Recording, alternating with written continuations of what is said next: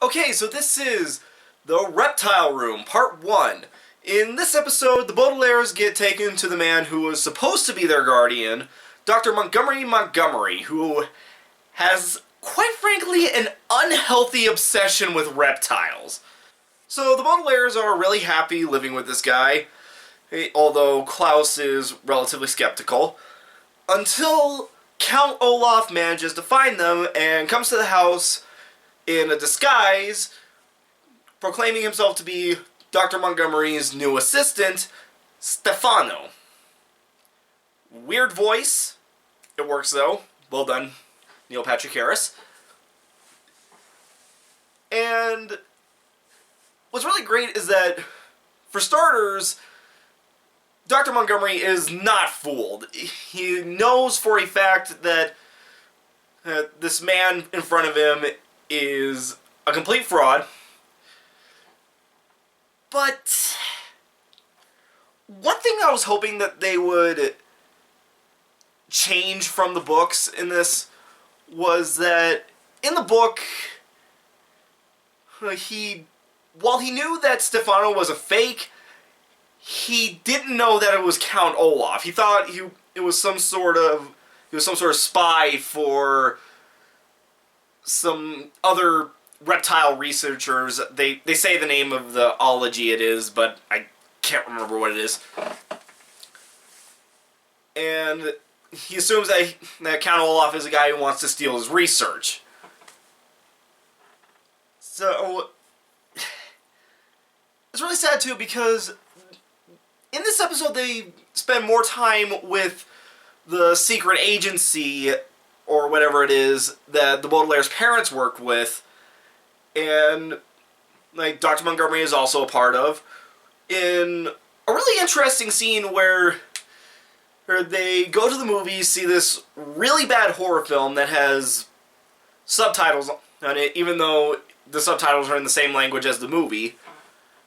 And Dr. Montgomery looks through this little telescope that some of the other agents have that we've seen in the previous two episodes. In fact, Klaus found part of one in the burnt remains of the mansion in the first episode.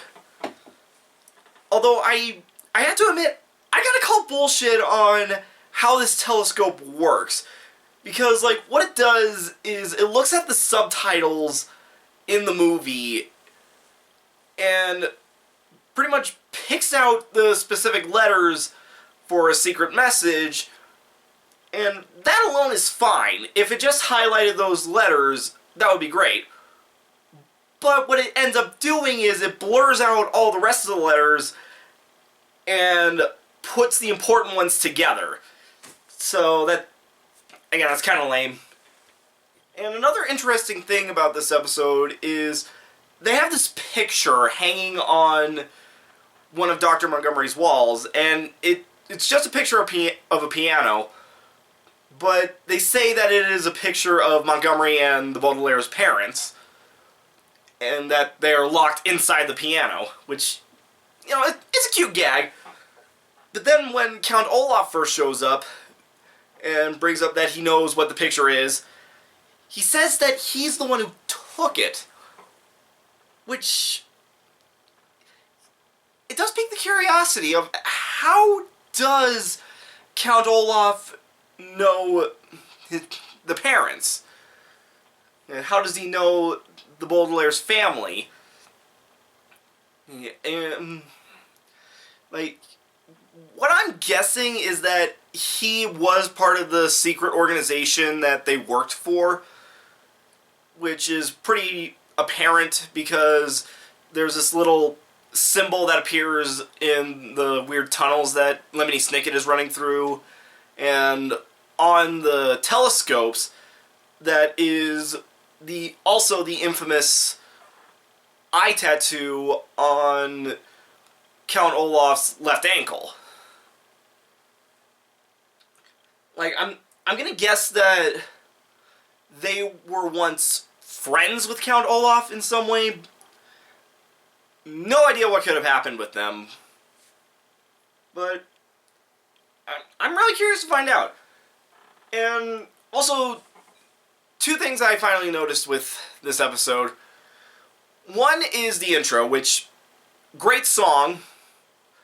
It's got this nice mysterious edge to it, I like it.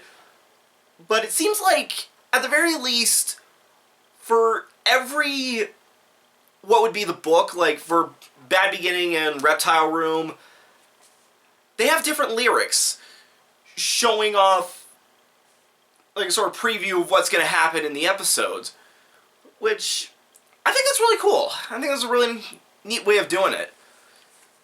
And the second thing, for the first time, I noticed that the mother is played by Kobe Smulders, or something like that.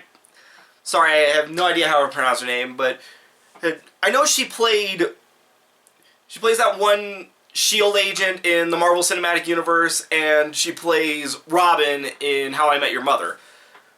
Which makes me wonder, how many more How I Met Your Mother castmates are going to be in this thing? I mean, you already got Neil Patrick Harris, and you got Kobe, whatever her name is, sorry.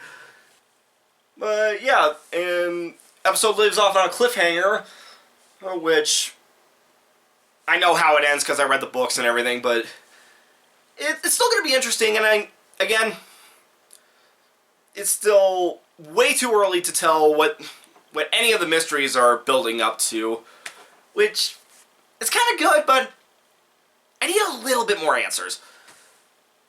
But hey, that's what the series is for, so that's it for this, and I'll see you in Reptile Room Part 2.